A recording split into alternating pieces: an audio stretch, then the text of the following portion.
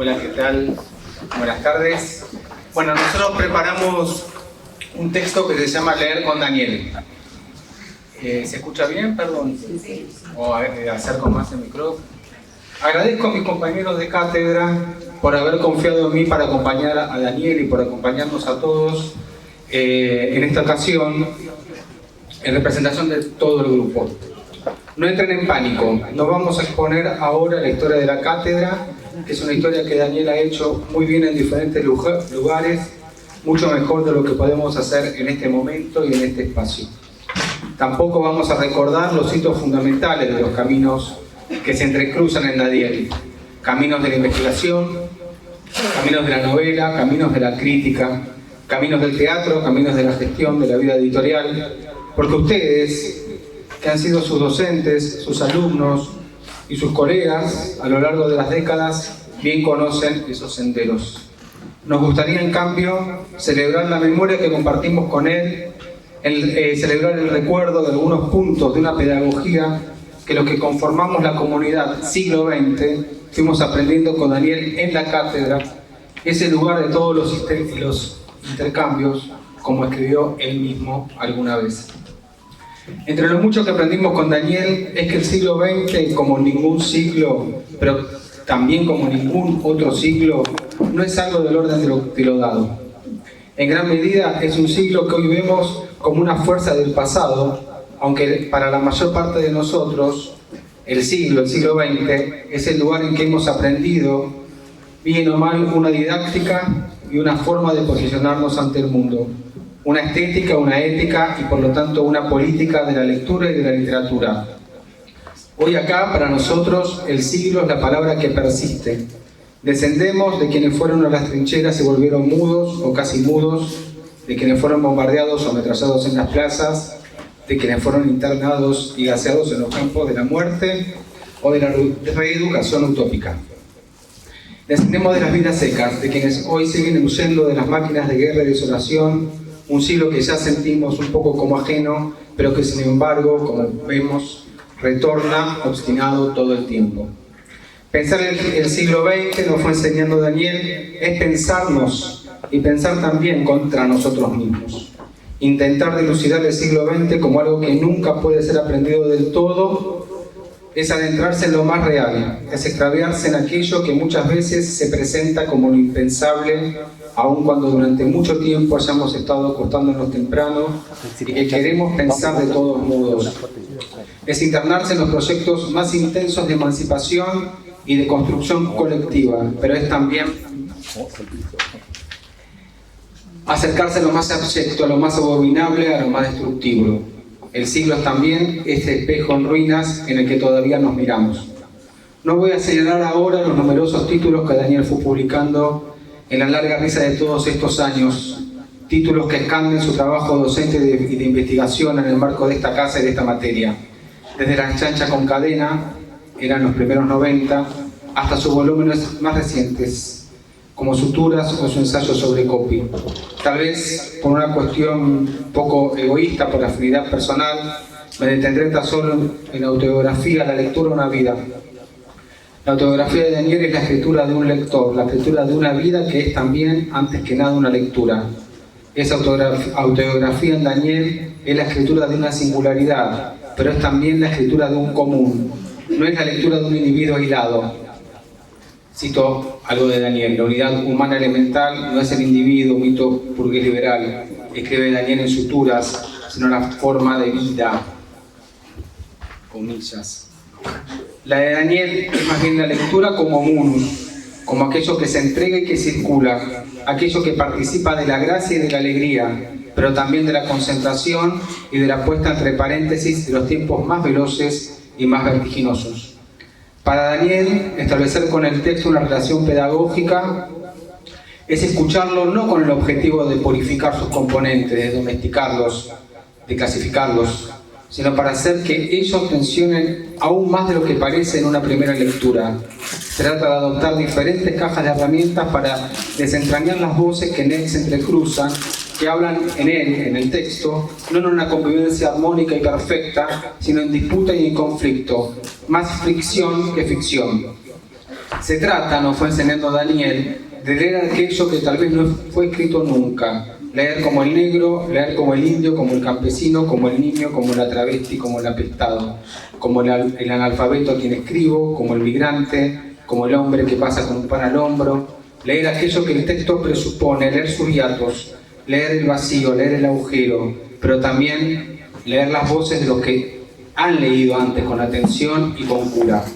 Son lecturas que dejan huellas, que están ahí no para ser seguidas, sino para buscar a partir de ellas recorridos, no diría propios, sino más bien singulares, y en la medida de lo posible, cuando la fortuna quiere por un momento estar de nuestro lado, imprevistos. Hay algo irreductiblemente político en este modo de entender la lectura en Daniel. Una política atenta a los vacíos, atenta a los lugares de fuga, atenta a los espacios de deriva y de proliferación y de transformación, más que a los programas rígidos, a las metas y a los métodos para alcanzarla. Entre otras cosas, por el camino de Daniel, bajo la sombra de los alumnos en flor, aprendimos que leer no es aplicar un modelo construido en otro lado, es en cambio leer desde la diferencia y desde la experiencia,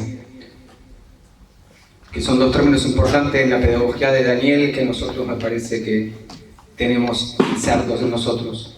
Desde la felicidad y desde el deseo, jamás desde la carencia o desde la falta. Siglo XX, por eso, tal como lo fue pensando Daniel desde sus primeros cursos, nos permite prescindir de paradigmas nacionales, de universos canónicos y lingüísticos clausurados en sí mismos. Para el siglo XX y tal vez también para el siglo XX, Kafka puede ser leído con Lorca, Barthes puede ser leído con Pizarnik, Juan L. Ortiz puede ser leído con Eliot, Pasolini puede ser leído con Perlonger. No se trata de leer a nadie desde alguien, no se trata de posicionar a nadie en ninguna periferia, sino de leer con abrir los textos a los cruces que desarmen trayectos que se muestren, acaso, previsibles. Para quienes formamos siglo XX, hoy es un día ambivalente, con los mismos textos del siglo que realmente nos apasionan. Es al mismo tiempo alegre y triste, hoy es un día al mismo tiempo de alborozo y de cierta solemnidad. Un día en el que se entrecruzan una horda de sensaciones y de recuerdos que nos han ido formando en estos años como comunidad. Es un día en que siglo XX se celebran, Daniel, se festejan sus clases, se festejan su pedagogía, se piensa con Daniel a sí misma.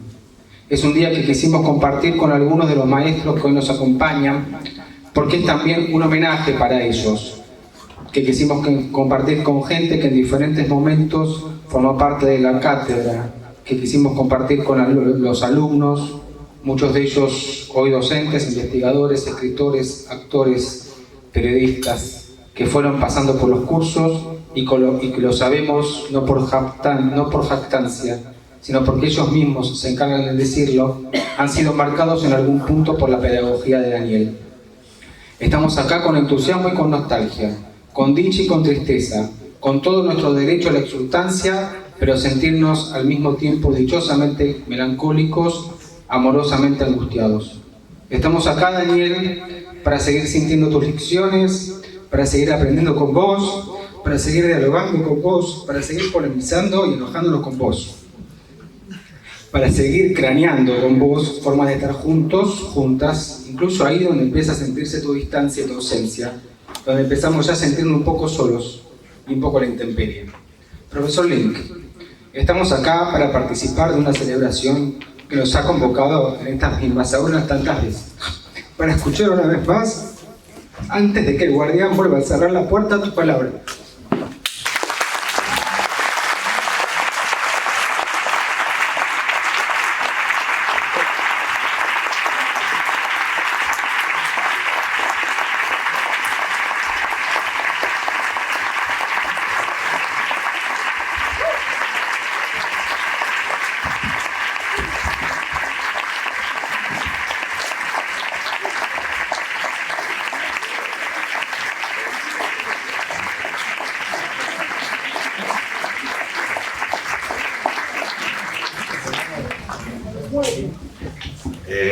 Buenas tardes, sabía que esto iba a suceder, iba a terminar llorando, pero tener que empezar llorando. A quienes no cursaron este año la materia, prácticamente todas las clases regalábamos libros, de modo que vamos a terminar este curso también regalando libros. Solamente los alumnos de este curso, cuando se retiren, pueden pasar a buscar un librito. Son los últimos que me quedan y es por eso que tengo que jubilarme. Hay como un tic-tac de fondo que va marcándome el paso. Es una hora prevista en la que yo elegí comparecer ante la clase, no tanto para contar lo que he hecho, Bericht für eine Akademie, sino para tratar de entender por qué lo hice, por qué lo hicimos. Es el mismo reloj que nos marca el camino de la muerte.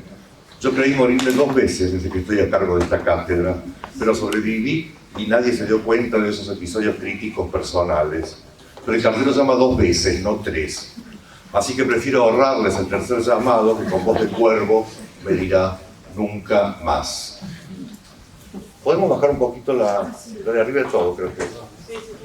Había un poquito nomás. No, la ruedita.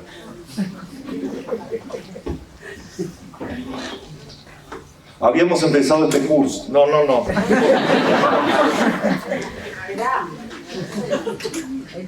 Ahí está. Habíamos empezado este curso.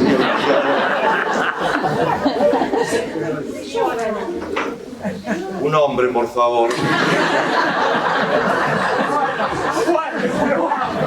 Te dirige. La tecnología. Habíamos empezado este curso que yo había anunciado como mi último curso con una reflexión que nos parecía imprescindible sobre los procesos de humanización y deshumanización. Nos parecía que la deshumanización del arte, anunciada por Ortega y Gasset hace prácticamente 100 años, cumplía un ciclo y nos arrojaba en las procelosas aguas de la inteligencia artificial sin que hubiéramos podido acumular experiencias que nos sirvieran en la confusión reinante, siquiera como mecanismos de defensa, ni que hablar de que nos sirvieran como protocolos pedagógicos o como rituales de pensamiento. Por lo pronto, durante este curso hemos experimentado con diversas inteligencias artificiales de texto, el singular de ese ente, precisamente para demostrar sus límites, sus fallas. Las inteligencias artificiales no conocen el tic-tac de lo viviente, ni la duda, ni el entusiasmo, ni el deseo, que son los núcleos más consistentes de nuestra pedagogía, como Diego bien lo señalaba. Una de las formas de hablar del humanismo es considerarlo una declinación de la imaginación humanista, hemos dicho. Y para hacerlo recuperamos algunos presupuestos. Imaginación y también imaginario derivan de imago, un concepto relacionado con el concepto de Umwelt, el entorno. En ese sentido, una imago sería el mundo tal y como lo vive cada especie, y por extensión, cada grupo, cada comunidad, cada pueblo. Y nosotros, si empezamos por Ortega, podemos considerarnos una especie afortunada, la especie que vive en y por los textos. De hecho, hay un texto, de entre tantos, de los muchos que hemos dado a leer, en décadas previas. Es raro pensar lo que uno hace en términos de décadas, pero es un hecho. Hace 34 años, o 1.072.224.000 tic-tacs, que venimos haciendo lo que hacemos. Hace, en todo caso, entre esos muchos textos que hemos dado a leer, hemos dado a leer uno que se llama Reglas para el Parque Humano de Peter Sloterdijk, que podríamos pensar en el contexto del agotamiento de la imaginación humanista, como una respuesta posible a la pregunta cómo y para qué reproducirse, y a la pregunta asociada cómo garantizar la continuidad del sujeto. En nuestros términos, cómo para qué reproducir los saberes del siglo XX en su literatura, y cómo garantizar una cierta continuidad pedagógica para una cátedra como esta, formada por un grupo compacto y al mismo tiempo heterogéneo de compañeras de trabajo que estamos juntas desde hace 1.072.224.000 tic-tacs. Marcela Grocco, Paula Croci, Diego Ventiveña, Laura Isola, Max Burián, Valentín Díaz, Miguel Rossetti. Y la memoria de quienes estuvieron y dejaron su marca. Claudia Cossack, en primer término, la junta jubilada, la que nos iluminó y nos dijo, hay que jubilarse. Y que, por cierto, por eso mismo nos regaló la idea de que hay vida más allá del tic-tac pedagógico. Sobreviviste, ¿no? Delfina Muschietti, Carlos Gamerro, Claudia Gilman, Mariel Ibarren, Silvia Ferman, Alejandro Palermo, y Diego Carballar, que no tiene cargo formal, pero es el duende musical de esta cátedra. Y los que lidérrimos adscriptos, de quienes tanto hemos aprendido. Veo a Carmen recién, y ¿dónde estás? Ahí está Carmen, y veo, por supuesto, a Germán aquí delante, entre tantos otros. Por supuesto, podríamos pensar este crepúsculo humanista que habitamos para pensar el presente como un momento particular de la globalización digital, a la que hemos situado respecto de un sistema de oposiciones típicamente alemán, la Kultur versus la civilización. El asunto, lo sabrán, lo habrán leído, estaba también en Brecht, donde la civilización se contagia de sífilis. Ese sistema de oposiciones repite como un ritornelo un sistema de oposición clásico, la oposición entre la vida griega y la humanitas latina, el humanismo inhibidor propiamente. Ayer nomás, en la clase de ayer, alguien se sorprendía de que yo me manifestara incapaz o indeseoso de vivir en las Europas. Pareciera que porque damos literaturas europeas deberíamos identificarnos con los estilos de vida de esas sociedades provincianas. Es rara la confusión, porque en cada curso hemos subrayado nuestra perspectiva excéntrica, tercermundista, subalterna, sobre lo que voy a volver en la segunda parte de esta lección. Puestos a hablar de literatura mundial, no podemos competir con nadie. Están los nombres de Auerbach, de Curtius, de Moretti, o sea, podemos decir lo que se nos dé la gana porque nunca vamos a dar el piné. En este curso en particular interrogamos las ideas de pueblo, pero lo hicimos teniendo en cuenta, como dice Sloterdijk, que vivir, formar esferas y pensar son expresiones diferentes para lo mismo. Por eso abrazamos una pedagogía amorosa y ultra situada. Como hemos dicho varias veces en estos últimos 40 años, y aquí voy a corregir la cita que hacía Diego, la clase es el lugar de todos los intercambios. Quien no quiera saber nada de construir esferas tiene que mantenerse alejado, naturalmente, de dramas amorosos. Y quien elude el eros se excluye de los esfuerzos por buscar claridad sobre la forma vital. Las preguntas que quedaron antes formuladas, cómo y para qué reproducirse y cómo es posible la continuidad del sujeto, sobrevivieron durante un par de milenios, tic-tac, como fundamento de unas humanidades moduladas según diferentes ambientes. El humanismo clásico, el humanismo judeocristiano, el humanismo burgués, el humanismo liberal e incluso, dado que se me aplicó impiadosamente el rótulo de profesor Pop, heredero del profesor hippie de Luis Andrini, incluso entonces el humanismo posmoderno. Hacia finales del siglo XX, todos esos rótulos perdieron su sentido. Nada garantiza ya la continuidad del sujeto y seguimos preguntándonos cómo y para qué reproducirnos. Precisamente porque la reproducción no garantiza continuidad y porque los sujetos cuya crisis habíamos, sino patrocinado, al menos acompañado, se fundieron en los códigos algorítmicos sin misericordia alguna. Nosotros hemos intentado construir un lugar de lectura que se diferenciara de las tradiciones imperiales europeas. Sabido es que los ejércitos coloniales marchaban al saqueo acompañados de filólogos.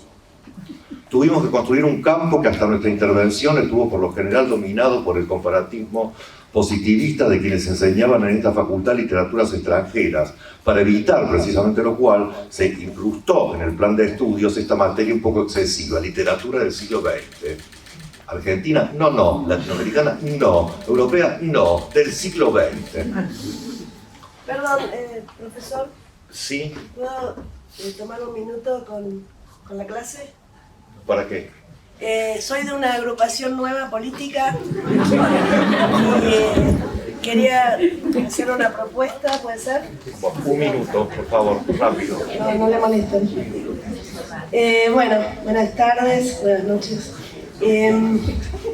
Soy de la agrupación libertaria de izquierda y venimos a proponer, no sé si quiere que desarrolle.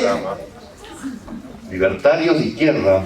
Así es, libertarios de izquierda. ¿Cuál es el programa? El programa es que hasta que no fracase el comunismo en la Argentina, no se puede instalar el capitalismo. Y como nunca hubo capitalismo, siempre socialismo, entonces hay que esperar a que se instale definitivamente el soviet. En Argentina, ahora, la semana que viene. Bien, o sea que yo me jubilo para que venga el soviet. Usted se puede unir a la agrupación. Le estamos proponiendo, y a todos ustedes, por favor, después de esta clase, estamos tomando las... no sé qué, las cosas. Bueno, no sé. ¿Lo puedo pensar? ¿Puedo seguir hablando? Bueno. Bueno. Mucha suerte en su nueva vida de jubilado.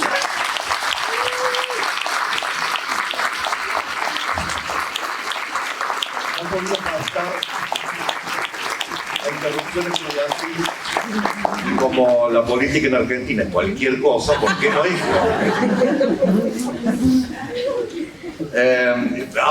Creo que te olvidaste de decirle no al cierre de aerolíneas, que como le decía, Juan está obsesionado para que no cierre aerolíneas, es lo único que le importa a Juan.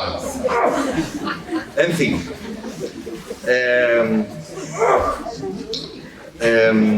Siempre pasa lo mismo, aparte hay que volver a la clase después de... Pero bueno, tenía que suceder. Tuvimos que construir un campo que hasta nuestra intervención estuvo por lo general dominado por el comparativo positivista de quienes enseñaban en esta facultad de literaturas extranjeras. Como la perspectiva que nos interesa subraya que uno es siempre extranjero en su propia lengua, debimos recurrir a un modelo menos prescriptivo. Ni el optimismo tecnocrático del que nuestro amigo Franco Moretti ya se ha arrepentido, ni el eurocentrismo crítico de Pascal Casanova, a quienes dimos a leer en su momento, nos servía. Por el contrario, preferimos el paradigma que se deriva del pensamiento de Jean Bessier y otros críticos de la disciplina, para quienes la literatura comparada debería ser poseuropea y posoccidental. No sería posible dar aquí la lista de los nombres que funcionan para nosotras como linternas en la noche, pero no podemos olvidar a Otmar Ette, a Elvira Arnoux, a Josefina Ludmer, a Ricardo Piglia y a Raúl Antelo. En nuestras palabras, ejercemos el derecho a leer como negros.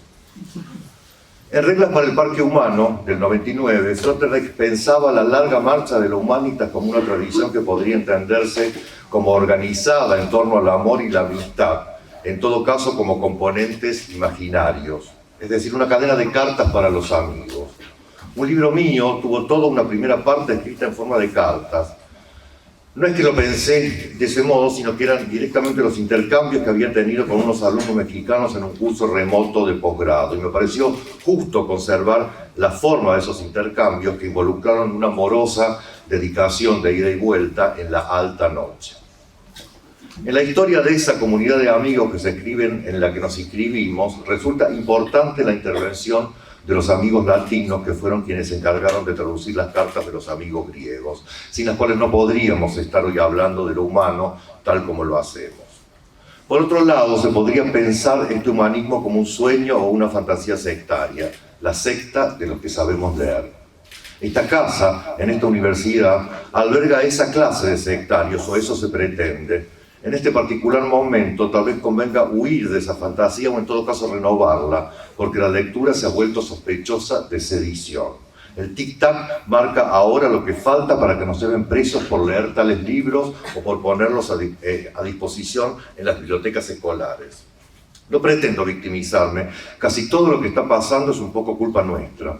Así que conviene retirarse a pensar en la propia responsabilidad en el devenir de los asuntos públicos. Doy solo un ejemplo, y a lo mejor después otro. Una de las ideas del pueblo que trabajamos intensivamente fue la que lo define como el que otorga la soberanía por delegación al Senado. Es la versión que nos llega desde Roma, y cuando digo Roma, porque eso incluye incluso a Agamben. En ese contexto, pueblo se opone al Senado.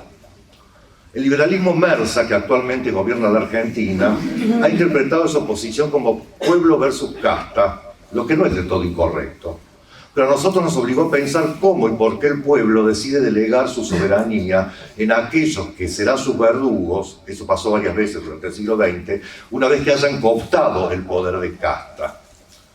Por supuesto hay también otras ideas de pueblo, por ejemplo esa que usan como coartada los gobiernos para desplegar sus fantasías, por lo general de exterminio. En nombre del pueblo se hace tal cosa, como se señalaba Diego, se crean campos de trabajo forzados para homosexuales, judíos y gitanos, o se crean clínicas para la experimentación sobre enfermos mentales, adictos o discapacitados, o se prohíben tales o cuales manifestaciones de arte degenerada, sobre todo si es financiada con fondos públicos.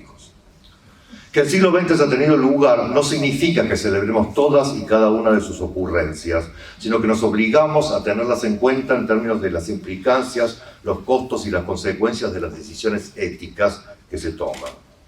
De lo anterior se deduce un cuarto límite para mi pedagogía en este espacio. Si nos identificamos con la causa pop es porque adheríamos a una filosofía pop que tiene dos nombres emblemáticos, Deleuze y Guattari. Fuimos deleuzianos silvestres desde el primer momento, hasta que el señor Milley apareció en el horizonte. Hoy ya no podemos sostener la misma convicción acríticamente. Hay que separar el pensamiento anarco de Deleuze y todas sus figuras del anarcocapitalismo. Esa tarea es extremadamente compleja pero necesaria. No podemos dejar que se confunda un cierto pensamiento con el vacío de todo pensamiento que caracteriza al anarcocapitalismo que hoy reina entre nosotras.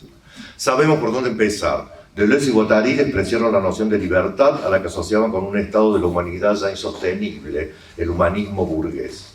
No se trata de alcanzar la libertad, sino más bien de encontrar una salida. Pues bien, yo salgo a buscar la mía. En efecto, en algún momento del siglo XIX, el humanismo se vuelve humanismo burgués. El Estado moderno masifica ese modelo a través de la escolarización, y nos hemos detenido muchas veces en las revoluciones lexicográficas de finales del siglo XIX para explicar el contexto de Kafka, de Leos Janáček, de Karel Čapek. Lo que viene después de las dos guerras mundiales, cada una con una invención técnica decisiva, la radio y la televisión, son sociedades politerarias, posepistolares, poshumanistas. No es que desaparezca la literatura, sino que más bien adopta un papel marginal y ya no puede producir síntesis de conocimiento. La literatura se vuelve un saber subalternizado, sobre lo que voy a volver más adelante. Para nosotros eso pudo haber sido la peor pesadilla, pero pudimos resguardar nuestro desencanto en un siglo que tuvo lugar y lo tuvo precisamente sosteniendo la literatura como una herramienta explicativa, estratégica, glamorosa, incluso en el momento en que nos susurra al oído que agoniza. Ahora bien, ¿cuál es el contenido del humanismo? Rescatar a los hombres de la barbarie, amansarlos. La humanitas, desde siempre, fue aquello que se oponía a la cultura industrial, que funciona más bien en relación con la excitación. En el caso de los romanos, la cultura humanística se oponía al circo romano, y nosotros trabajamos en este curso a partir de una instantánea de un pueblo luciérnaga, los frochos italianos, para usar el elegante idioma papal, de espaldas al Coloseo. Si la pregunta de la época es ¿qué amas? Frochos es maricón, no saben lo que el Papa que anda diciendo que los seminanos no se rieron y la idea era que se rieran. Una Margarita Pisa. Está sorda. Nos reímos. Ah, bueno. Si la pregunta de la época es ¿qué amansará al ser humano? Pareciera que ninguna encarnación de humanismo puede hacerlo. Si nosotras habíamos puesto toda nuestra energía, no digo talento, no digo inteligencia, porque eso debería presumir que lo tuvimos. Si habíamos puesto toda nuestra energía y nuestra imaginación para modular formas de humanitas adecuadas a estos tiempos, una vez que nos hicieron ver que fracasamos, no nos queda sino pedir un relevo. El fascismo, lo vivimos alguna vez, lo estamos viviendo una vez más, bajo nuevas formas, es una metafísica de la desinhibición. Y de nosotras podrá decirse mucho, pero nunca que no tenemos inhibiciones. Nos corresponde retirarnos al bosque, como en mi caso, al conurbano, donde hago casa y desde donde imaginaré una vida nueva.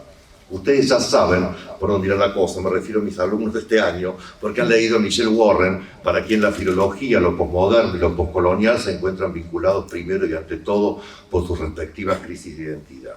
¿A qué crisis de identidad deberemos enfrentarnos y qué podremos responder a las acusaciones identitarias que ya recibimos? Se me ocurre glosar una respuesta gambeniana para decir a Vivi Tellas, gracias Vivi por aceptar hacer de libertaria de izquierda. Se me ocurre glosar una respuesta gambeniana para decir, nosotros no somos comunistas, pero eso que ustedes llaman comunistas, eso somos. Quisiera que se entendiera un hecho brutal de nuestro tiempo del que hablábamos ayer a propósito de Warhol. Vivimos una época en que las personas consideran legítimo hacerse selfies. Las personas se sacan fotos a sí mismas posando, hacen muecas, posan, sacan el brazo, esto, más allá. Se morenizan en el sentido de morena. Miran luego sin sentir horror de lo que ven y encima publican esas torturas visuales, nos obligan a mirar esa carne inconsciente de su estado de descomposición creciente. Las personas creen que el propio punto de vista sobre la propia imagen es una forma de existir en el mundo. ¿Se puede seguir enseñando en un mundo en el que la selfie ha sido aceptada masivamente como si no se tratara de un índice de psicosis y de terror? Yo creo que no. Quisiera que se entendiera otro hecho brutal de nuestro tiempo, incluso más pertinente para este campo. Ya no se pueden escribir mensajes cuya intención no esté declarada por un emoticón. Me ha sucedido que le he escrito un mensaje de WhatsApp a la persona que mejor me conoce porque está casada conmigo hace 23 años y que lo malinterpretara porque no le puse el correspondiente emoticón, que no sé cuál sería, porque solo conozco rasgos suprasegmentales verbales. Soy efectivamente un abanderado del lenguaje como casa del ser, o del inconsciente como estructurado como lenguaje, que viene a ser casi lo mismo. Pero hay que especificar un poco. Hay dos relatos que Heidegger no toma en cuenta en el famoso dictum: el lenguaje es la casa del ser. Esos relatos son la hominización por el lenguaje, verbal y pictórico, diríamos ahora nosotras por la cromañona manía de los emoticones, y la sedentarización por la casa, lo que va a tener como consecuencia la escritura. No hace falta detenerse en el primero, pero sí tal vez en el segundo. La sedentarización por la casa, el hecho de que el lenguaje sea la casa del ser, nos obliga a pensarlo como complejo biopolítico, articulado alrededor del edificio, el espacio, el hombre y la mujer y el animal doméstico, mascota o animal de corral. Para resolver las aporías heideggerianas, nosotros dimos un paso adelante y nos apoyamos en el ritornelo de Lessiano, cuya lógica es la del abandono del hogar para volver a él sabiendo que uno volverá a irse.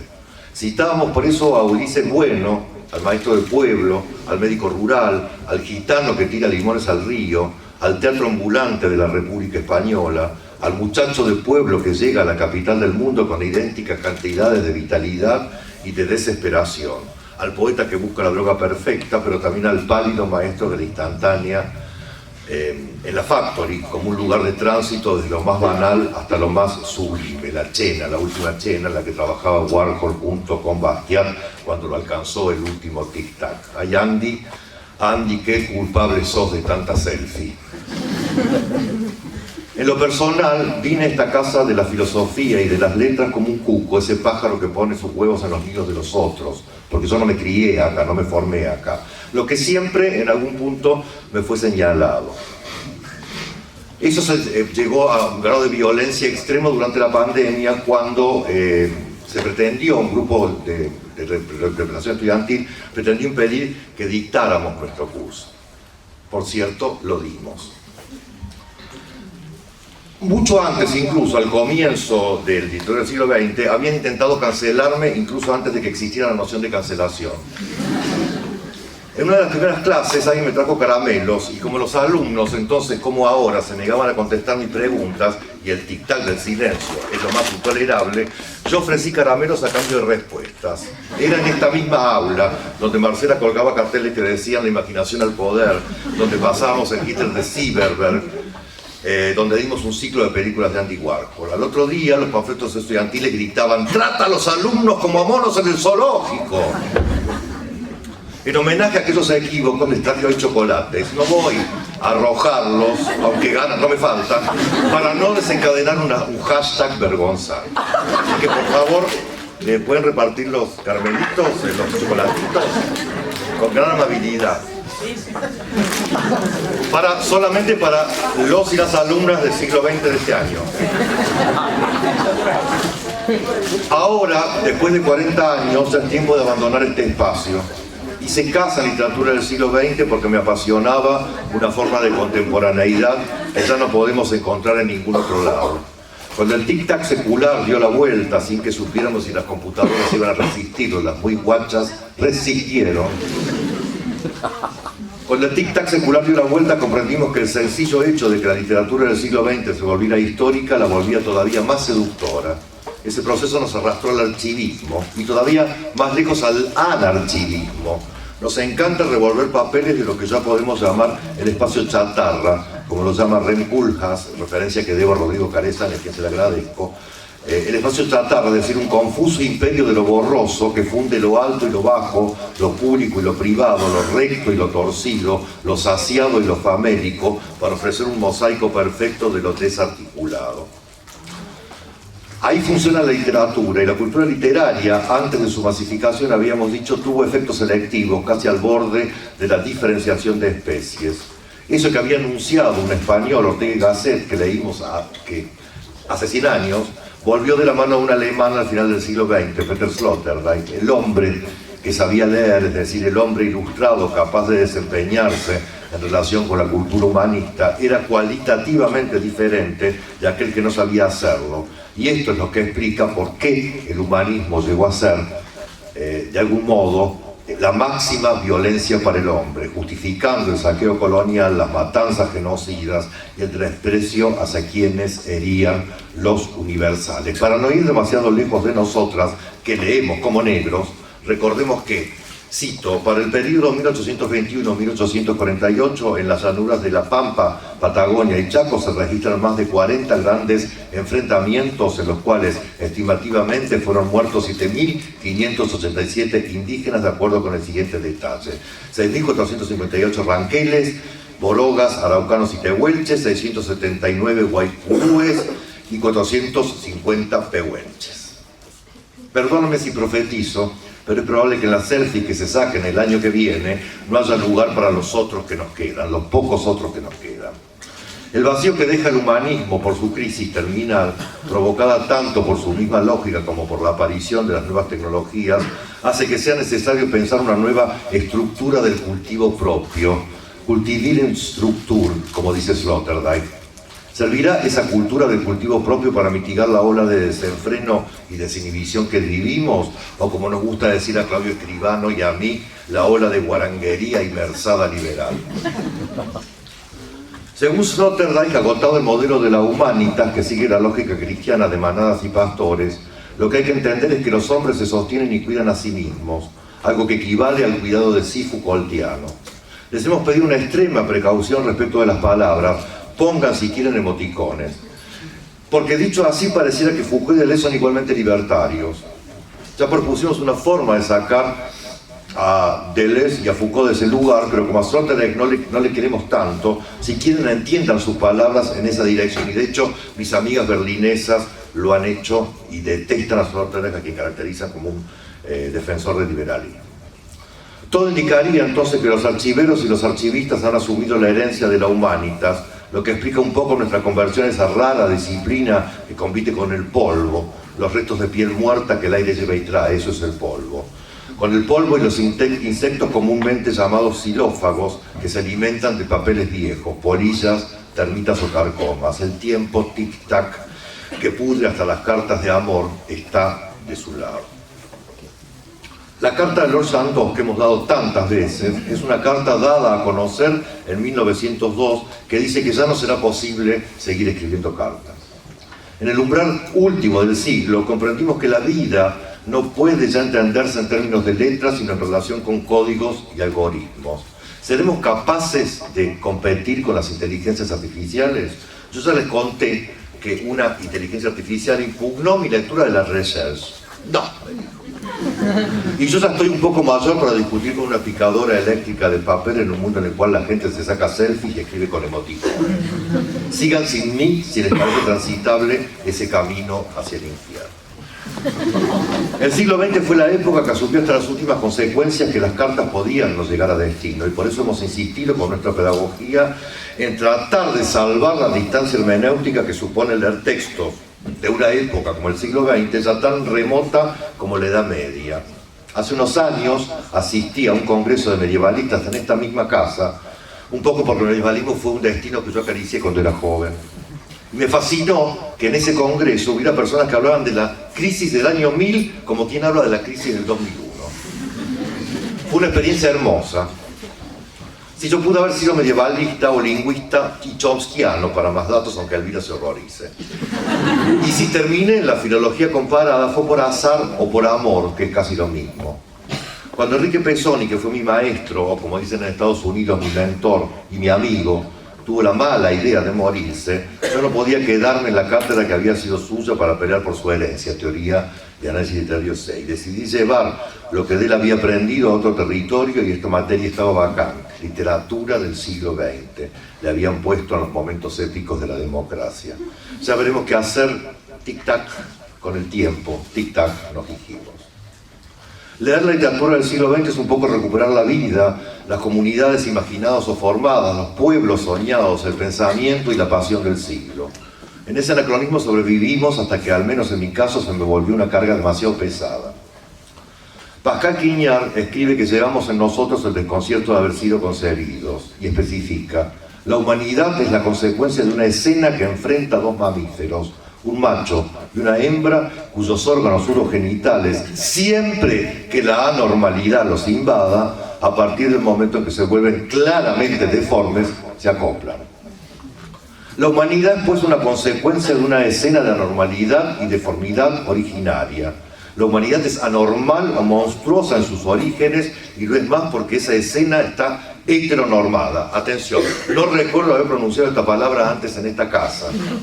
La aclaración es importante porque muchas veces se olvida que los emplazamientos laborales nos obligan a decir ciertas cosas y nos obligan a callar otras. Si es cierto, como dice Quignard, que el hombre es aquel a quien le falta una imagen, la literatura sería la respuesta a esa falta de imagen o a esa imagen de la falta. Nuestros cursos siempre se sostuvieron en los bordes del canon heteronormado. ¿Qué hemos hecho, además de envejecer ante ustedes, además de morir discreta y microscópicamente? ¿Qué huellas ha dejado nuestro tic-tac pedagógico? Diego dijo algo de eso, yo voy a ir por otro lado. Hemos postulado una idea de literatura, hemos examinado ideas de pueblo, de guerra, de mundos posibles. Hemos dejado rastros de lipstick y de vida en los libros que hemos dado a leer. Hemos salido de casa o de la nave nodriza para fundar en otros planetas colonias sustentables. Y hemos propuesto políticas del saber donde la literatura encuentra su justo lugar. Lo que no hemos podido hacer fue abstenernos de nuestra propia lengua, no la española, sino la rioplatense, y de nuestra propia localización, que es al mismo tiempo el barrio en que vivimos y el terrible territorio novomundano. Leemos como negros. Como saben, porque lo hemos trabajado, Gramsci despreciaba un poco. Hay que citar a Gramsci porque ya sabemos que primero se llevaron a Diego Ventiveña y no nos importó. Gramsci despreciaba un poco la desagregación y la discontinuidad de los grupos caracterizados como subalternos, porque estaban, cito, siempre sujetos a la iniciativa de los grupos que gobiernan, incluso cuando se rebelan y sublevan. Pero nosotros insistimos y leemos como negros, básicamente en contra de la racionalidad académica imperial y totalizante. Fíjense que, para citar otro autor, en consonancia con las hipótesis del canceladísimo Boaventura de Sousa Santos, que le tocó la rodilla, parece, a una alumna, Silviano Santiago, que no le tocó la rodilla a nadie todavía, ha acuñado los términos entre el lugar del discurso latinoamericano y cosmopolitismo del pobre, para referirse a prácticas contrahegemónicas y luchas globales como las que masivamente nos interesa desarrollar en nuestros programas. En cualquiera de esas perspectivas, el subalterno como sujeto y los lenguajes y saberes que sostiene y desempeña cuestiona la caracterización de pre o subpolítico que pareciera deducirse del cuerpo gramsciano. Paso a subrayar un predicado de los saberes subalternos, la nocturnidad. Saberes subalternos que se dicen necesariamente en plural porque para ellos no hay síntesis posible.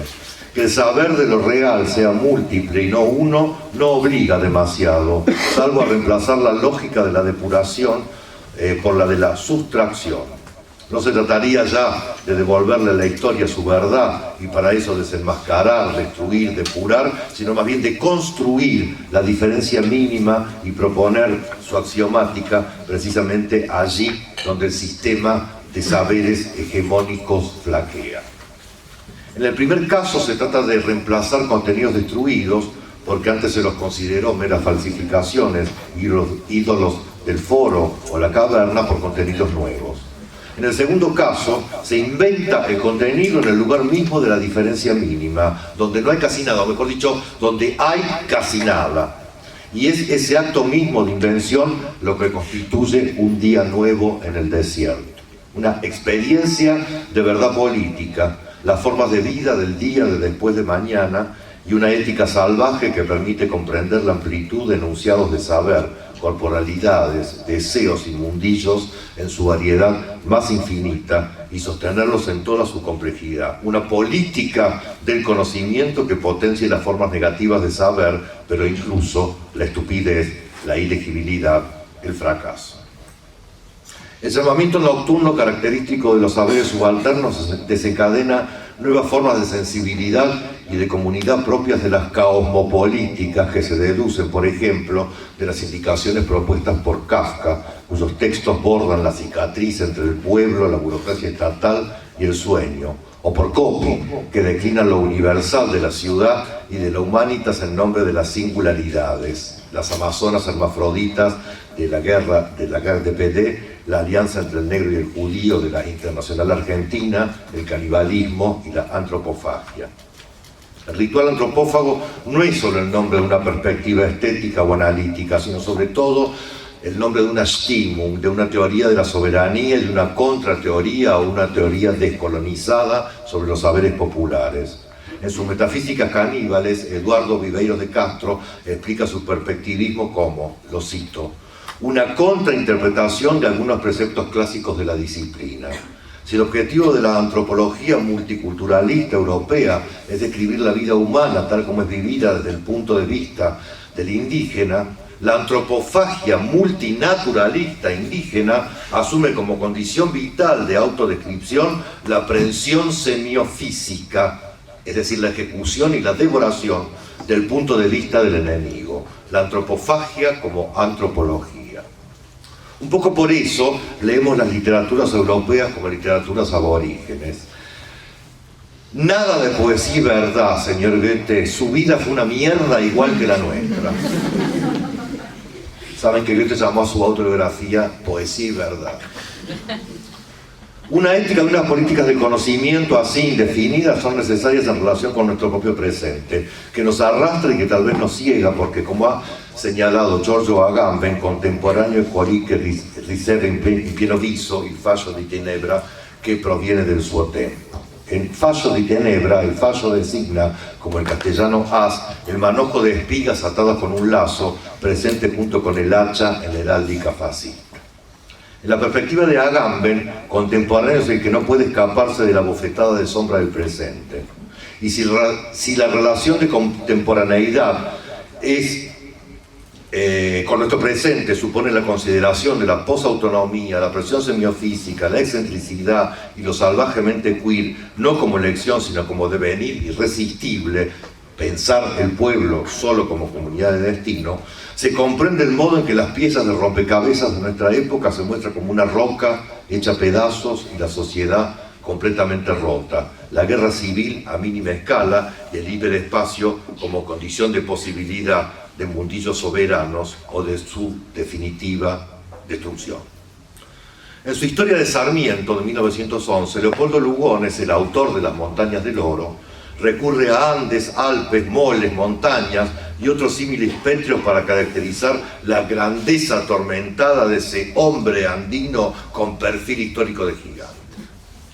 Por su parte, Ricardo Rojas dirá al año siguiente, cuando inaugure la Cátedra de Literatura Argentina, y luego repetirá en su Historia de Literatura Argentina, que para nosotros es más o menos un libro equivalente al Negerplastik de Carl Einstein. Rojas dirá entonces que la literatura gauchesca es la roca primordial de las letras argentinas. Coppi, que tiene tanto que ver con la historia de esta cátedra. Trabajamos Coppi básicamente, bueno, justamente los dos aspectos a los que mencionaba. Vos trabajabas con el grupo Pánico y Coppi en el seno del grupo Pánico, y Germán ha trabajado a partir de la noción de Argentinos de París, en los dos casos como profesor de inscripción, y luego, bueno, en tu caso hiciste una tesis maravillosa. ¿Trajiste el libro para promocionarlo? Si viniste solo para eso. Compren el libro de Germán Carrizo. Él solo asiste para que le compren el libro. Coppi, que se hartó de estos asuntos mucho antes que nosotras, no toma el gaucho compadrito, malevo o cachafaz de ese yacimiento pétreo. Primero, reconoce el carácter destituyente de la figura patriótica. El gaucho no es solo Fierro, sino también Moreira o Isidro Velázquez. Es decir, subalternos del paso por la República de las Letras y cuyo paso es un paso de guerra, el fuera de tiempo de la revuelta, una fuga hacia otra parte. Y hace en consecuencia, Coppi hace en consecuencia, estallar las montañas del oro, que naturalmente se confunden con las montañas del Aura. Lo que queda es la arena del olvido al borde de un río, el Río de la Plata, que el agua lleva y trae, es decir, la piedra reducida a mínimo, lo molar atravesado por tartamudeos moleculares. La relación de contemporaneidad nos exige, pues, la actitud de escucha y de silencio expectante respecto de la pregunta sombría que desencadena lo intempestivo de los saberes sometidos.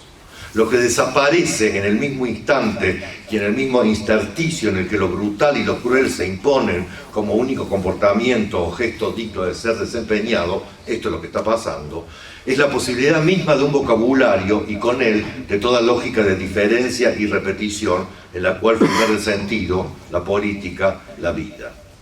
Habría dos formas de enfrentar el derrumbe del sistema de equivalencias puras, la forma que el humanismo tuvo en nuestras infancias y la falta de vocabularios.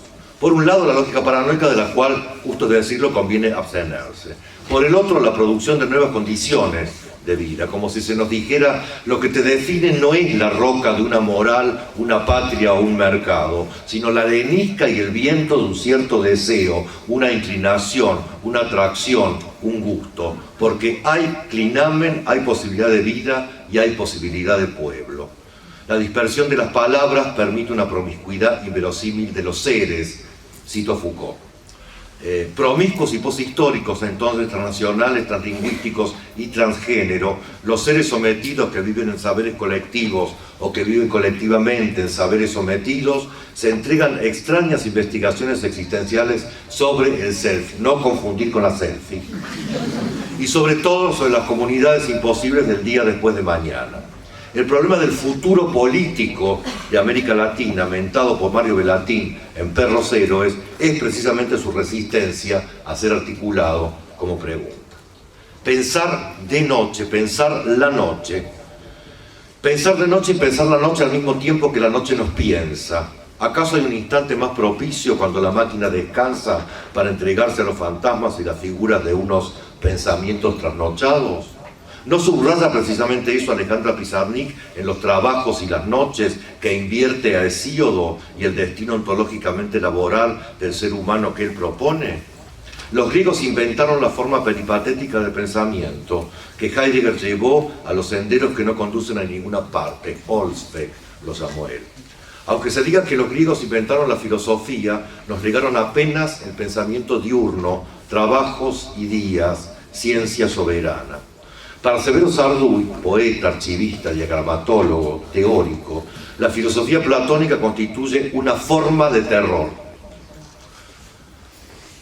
Sloterdijk, ya lo dijimos, quiere salvar el jardín de los infantes filosóficos de la insolencia del concepto por la vía del erotismo, o lo que es lo mismo, piensa que la mejor hora para recorrer los senderitos del jardín platónico es cuando cae la noche, hora mucho más propicia para implicarse en asuntos amorosos que el clarísimo mediodía.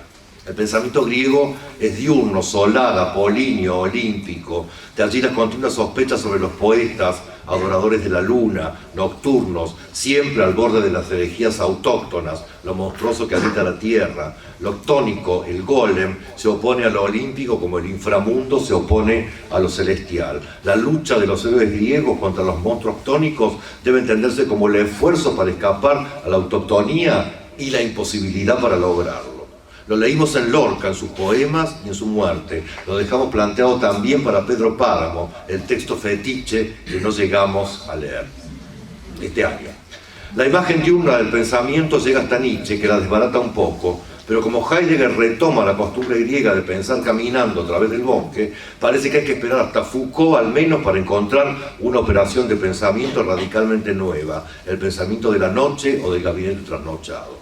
El curso de Foucault, Defender la sociedad, comienza con una caracterización de los saberes sometidos. Dice: bloques de saberes históricos que estaban presentes y enmascarados dentro de los conjuntos funcionales sistemáticos. Y B, serie de saberes que estaban descalificados como saberes no conceptuales, como saberes insuficientemente elaborados, saberes ingenuos, saberes jerárquicamente inferiores, saberes por debajo del nivel del conocimiento o de la cientificidad exigidos, saberes de abajo. Aunque Foucault no lo diga explícitamente, tal vez los saberes de abajo son los que sostienen la literatura, ese discurso exterior a la filosofía, y coincidan con los saberes de la noche, que crea sus propias figuras de pensamiento, sus fantasmas y sus sombras. Este curso, mi último curso, dejó de ser un curso nocturno o crepuscular para pasar a ser un curso vespertino, 18 a 20. Nunca me cayó bien esa modificación, mejor me quedo en mi casa suburbana preparando un guiso. En El dedo gordo, Bataille define el bajo materialismo o materialismo de la noche.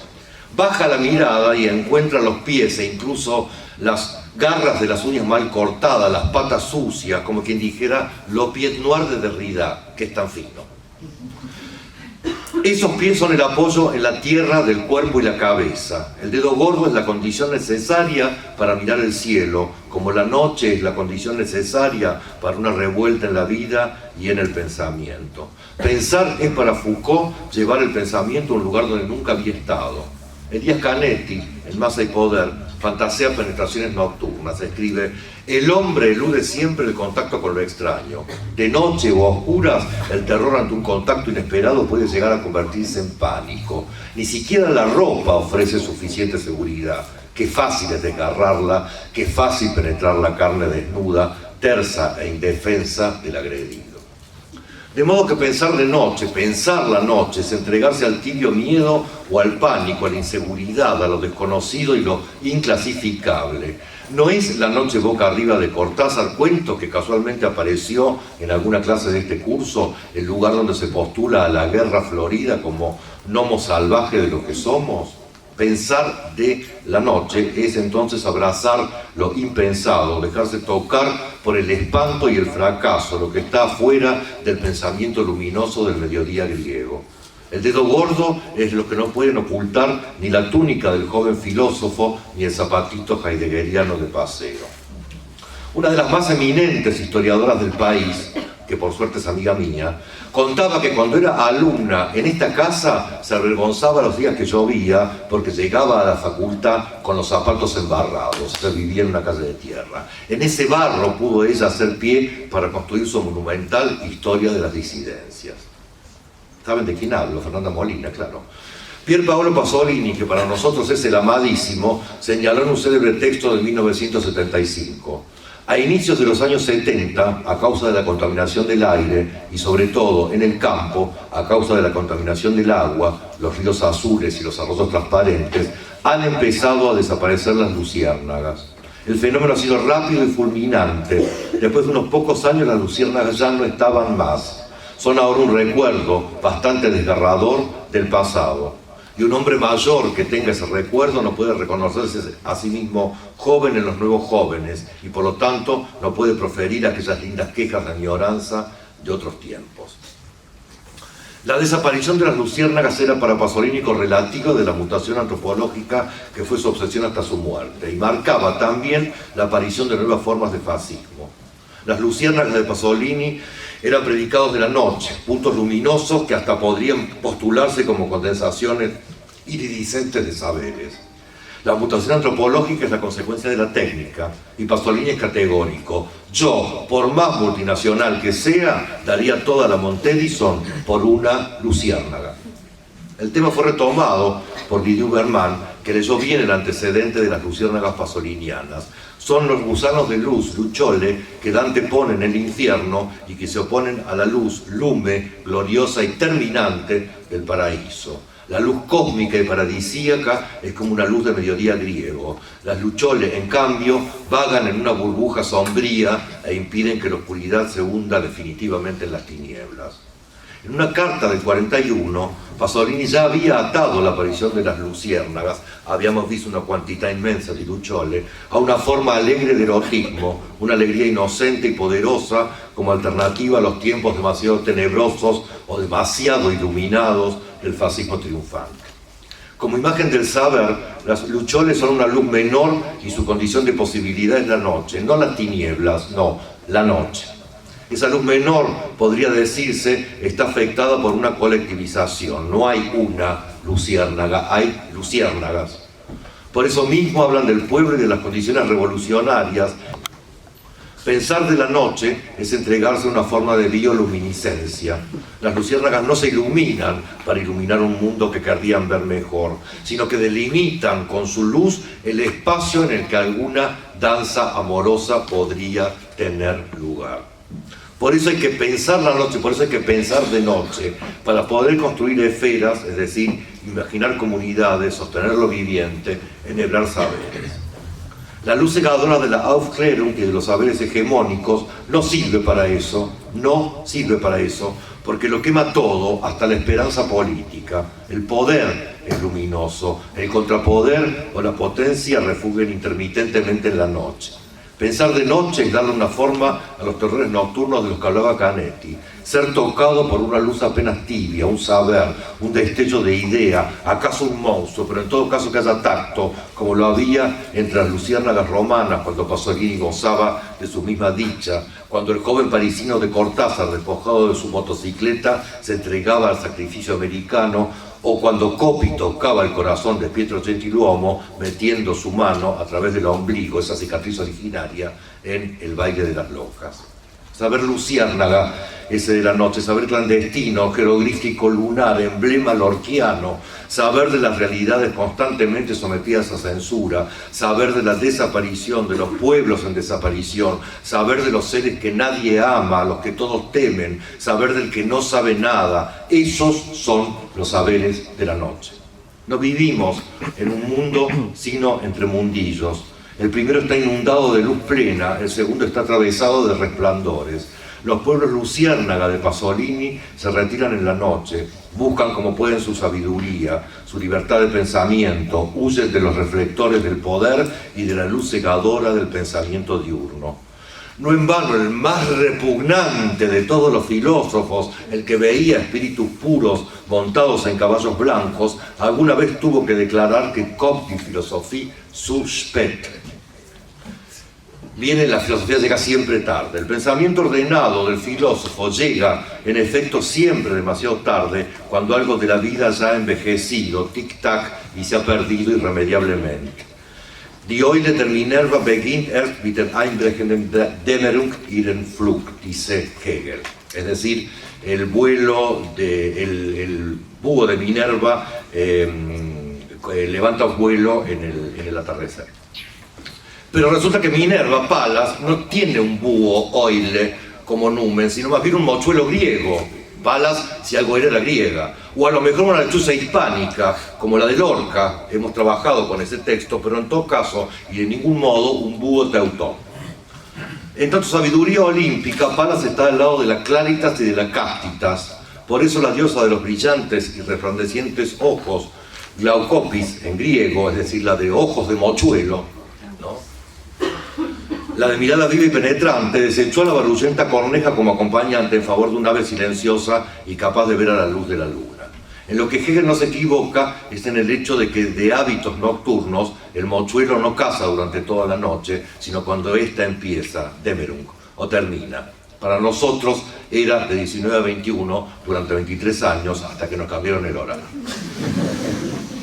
El mochuelo de Palas no es su réplica animal ni su continuación, sino más bien su contracara. Y si Hegel quiso decir que el pensamiento solo puede aferrar los hechos una vez que estos se cumplieron, tal vez no le hubiera convenido recurrir a un animal que, entre otras cosas, se bebe el aceite de las lámparas que iluminan los templos de noche. Nocturno, el mochuelo levanta vuelo cuando la diosa de la sabiduría se retira y encuentra en la noche lo que a Palas, como a Hegel, se le escapa del día. Las luciérnagas no han desaparecido y a veces nos rozan en la oscuridad. Algunas han ido lejos, como Pizarnik y como Coppi, como Enrique, como Edgardo, como Silvia, como Josefina, como Quique, para volver a formar en otra parte su comunidad, su minoridad, su deseo salvaje y compartido. Nuestros pensamientos nocturnos son el débil resplandor que necesitamos para rescatar la vida, la risa y la protesta del pesimismo diurno y del terror platónico. En suma, para seguir leyendo. En contra del universalismo abstracto de las ciencias, que complementa el poder imperial, nuestro catatau de textos subraya la singularidad de aquello que no acepta ningún nombre o que salta de uno a otro lugar como una polilla enloquecida que busca la luz. Los nombres disciplinares establecidos son una especie de aduana del pensamiento. Las disciplinas son espacios donde no se inventan o crean conceptos, sino donde se administran universales. Trabajamos, pues, en los umbrales de lo transdisciplinario con un objeto singular que tiene el nombre de un siglo. Pero ¿cómo enseñar? ¿Cómo desarrollar una pedagogía que recupere la potencia de transformación que las humanidades alguna vez tuvieron, antes de ser confinadas al arcón de las curiosidades inservibles? Contestando a las fantasías de exterminio con uno de los más antiguos símbolos de la unio mística, la polilla nocturna, gracias, que se deja quemar por la llama que la atrae y que sin embargo permanece para ella hasta el último instante obstinadamente desconocida. In girum imus noctet consumimur igni. Ustedes que saben latín, porque participan de esta casa, saben que eso quiere decir giramos en círculo en la noche y nos consume el fuego. Quemado por ese fuego, me atrevo a cerrar este cuaderno de clases con un brindis. Nada me han enseñado los años, siempre caigo en los mismos errores, otra vez a brindar con extraños y a llorar por los mismos dolores. Tómate esta botella conmigo y en el último trago nos vamos.